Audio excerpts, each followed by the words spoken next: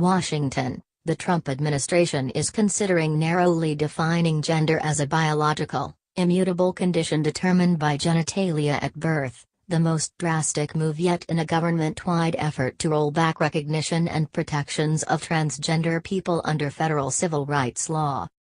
A series of decisions by the Obama administration loosened the legal concept of gender in federal programs, including in education and health care, recognizing gender largely as an individual's choice and not determined by the sex assigned at birth. The policy prompted fights over bathrooms, dormitories, single-sex programs and other arenas where gender was once seen as a simple concept. Conservatives, especially evangelical Christians, were incensed. Now the Department of Health and Human Services is spearheading an effort to establish a legal definition of sex under Title IX, the federal civil rights law that bans gender discrimination in education programs that receive government financial assistance, according to a memo obtained by the New York Times. The department argued in its memo that key government agencies needed to adopt an explicit and uniform definition of gender as determined on a biological basis that is clear, grounded in science, objective and administrable. The agency's proposed definition would define sex as either male or female, unchangeable, and determined by the genitals that a person is born with, according to a draft reviewed by the Times. Any dispute about one's sex would have to be clarified using genetic testing.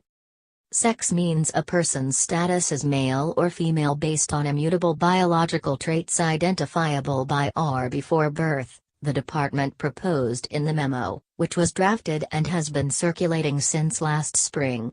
The sex listed on a person's birth certificate, as originally issued, shall constitute definitive proof of a person's sex unless rebutted by reliable genetic evidence. The new definition would essentially eradicate federal recognition of the estimated 1.4 million Americans who have opted to recognize themselves, surgically or otherwise, as a gender other than the one they were born into.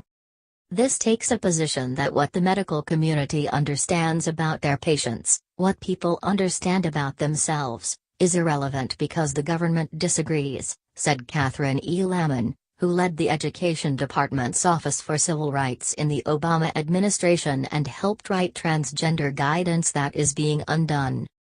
The move would be the most significant of a series of maneuvers, large and small, to exclude the population from civil rights protections and roll back the Obama administration's more fluid recognition of gender identity.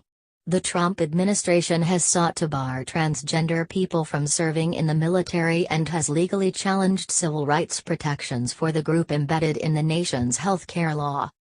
Several agencies have withdrawn Obama-era policies that recognized gender identity in schools, prisons and homeless shelters. The administration even tried to remove questions about gender identity from a 2020 census survey and a national survey of elderly citizens.